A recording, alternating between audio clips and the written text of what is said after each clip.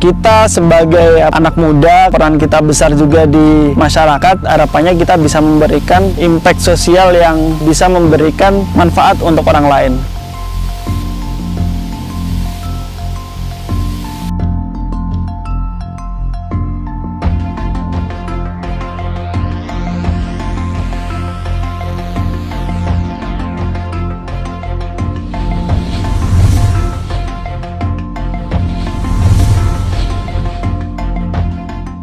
Perkenalkan, nama saya Gus Wibowo. Saya dari Desa Sumberjo, tepatnya di Dusun Klagon, kemudian Kecamatan Ngamblak, Kabupaten Magelang. Saya di sini sebagai petani milenial yang menggeluti di komoditas kentang.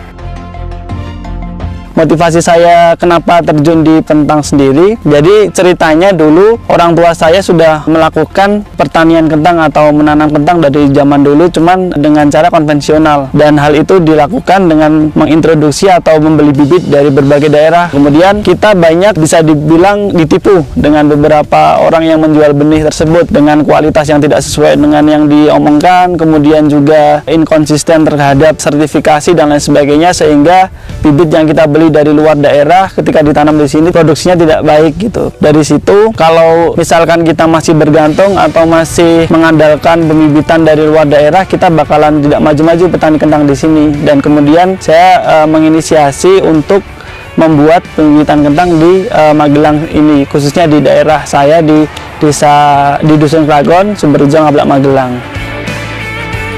Ketika saya membuat atau mendirikan pembibitan kentang, kita mulai dari belajar kultur jaringan, kemudian ada stek, tanam di greenhouse, dan nanti bisa kita produksi mulai dari G0, G2, dan seterusnya. Dan itu bibit itu bisa kita turunkan sampai 3-4 kali, dalam artian si petani ketika nanam bibit dari G0, dia mengurangi biaya produksi untuk tanaman selanjutnya, karena bibit yang dia tanam nanti masih bisa diturunkan sampai 4 kali. Padahal kalau misalkan kita analisis di usaha tani kentang, untuk kebutuhan bibit sendiri kita memakan biaya 40-50% dari total biaya produksi kentang itu sendiri.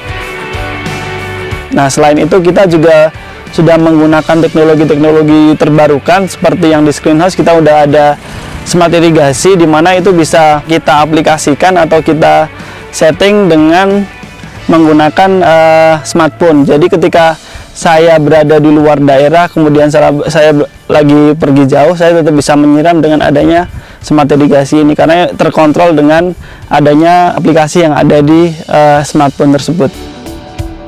Untuk kentang yang ditanam di daerah kita, kebanyakan kita menanam kentang granola. Granola ada 2 jenis, granola L dan granola kembang. Kentang yang bisa beradaptasi di sini lumayan bagus. Kemudian selain kentang, kita ada rotasi tanaman. Ketika tanaman kentang itu dibongkar, kita panen. Kemudian rotasi tanaman itu bisa dalam bentuk komoditas kubis ataupun brokoli ataupun tomat dan lain sebagainya. Karena memang itu untuk menetralisir tanah ya, supaya bahan kimia yang kita masukkan ke dalam tanah juga berkurang, seperti itu.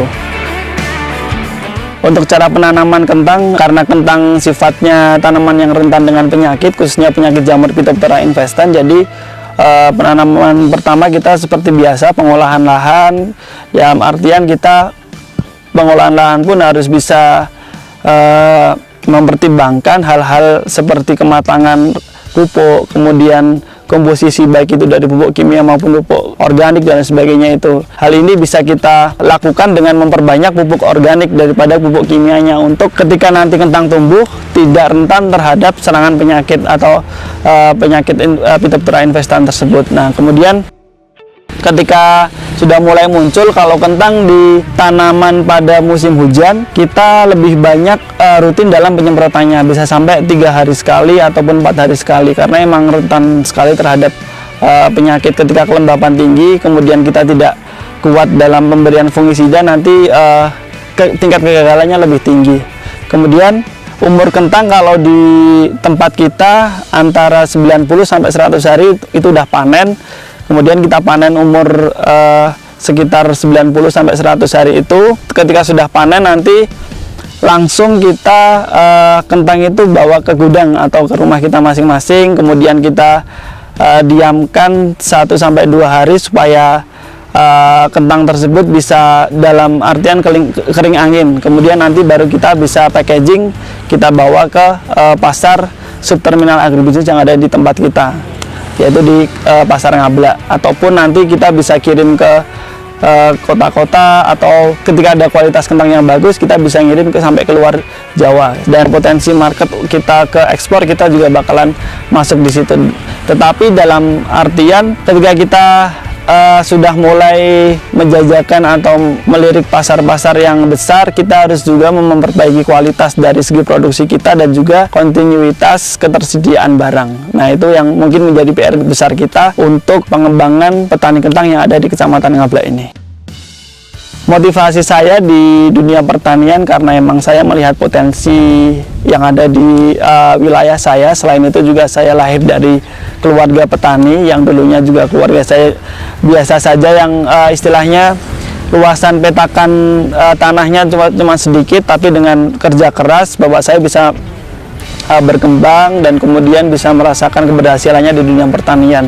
Nah, dari situ saya melihat bahwa bapak saya bisa melakukan petani secara konvensional pun bisa berhasil, apalagi kita zaman sekarang bisa kita pules dengan teknologi-teknologi yang terbarukan. Itu akan banyak peluang-peluang yang bisa kita kembangkan di dunia pertanian.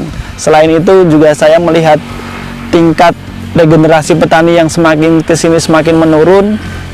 Dari situ saya juga berniat bagaimana caranya mengajak teman-teman petani muda ini mulai menggelorakan semangatnya lagi di dunia pertanian. Nah, dari situ saya memberikan contoh atau jadi istilahnya memberikan hal-hal yang baik kepada teman-teman saya yang ada di daerah, gimana caranya kita biar bisa petani dalam tanda kutip petani yang keren gitu kan.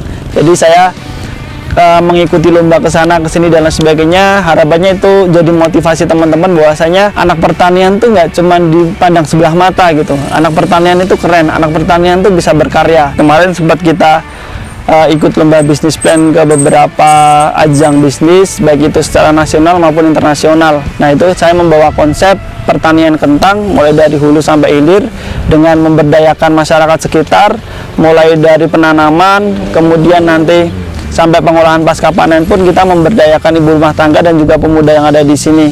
Nah, setelah itu kita ada kompetisi lanjutan tingkat internasional namanya Global Student Entrepreneur Award yang diadakan oleh entrepreneur organisasi, yaitu salah satu organisasi entrepreneur muda terbesar di dunia yang diikuti oleh 56 negara. Nah, dari situ saya menjadi winernya Global Student Entrepreneur Award di Indonesia. Kemudian setelah jadi winner Indonesia, saya maju di tingkat Asia Pasifik di Singapura, kemudian di tingkat internasional di Macau, Cina, dengan membawa konsep pertanian kentang yang ada di tempat saya.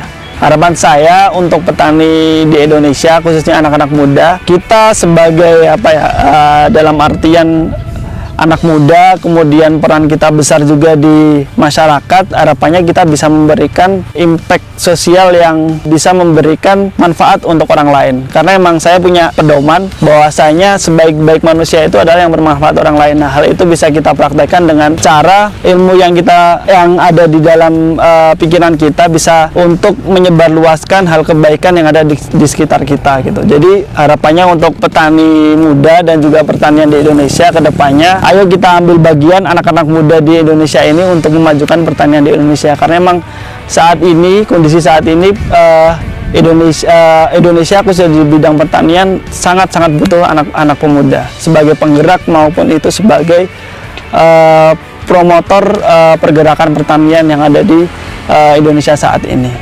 Ketika saya bertemu dengan teman-teman ketika ada alumni Fakultas Pertanian dan mereka bilang saya susah cari pekerjaan, itu salah besar karena emang pertanian di Indonesia itu lagi butuh anak-anak pertanian yang dia bisa menggerakkan masyarakat maupun bisa menggerakkan petani-petani yang ada di daerah tersebut. Nah, potensi-potensi yang ada di daerah mungkin belum tergali, tapi bisa kita gali dengan adanya pemuda-pemuda tani yang ada di Indonesia tersebut. Jadi kita masih banyak peluang, baik itu dari hulu sampai hilir, baik itu dari mulai di budidaya sampai ke pasca panen, ataupun ke trading dan lain sebagainya, itu perlu adanya anak-anak muda. Nah, dari situ ketika anak muda itu khususnya di bidang pertanian bisa berkolaborasi, kemudian nanti bisa untuk bekerja bersama untuk memajukan pertanian Indonesia, saya yakin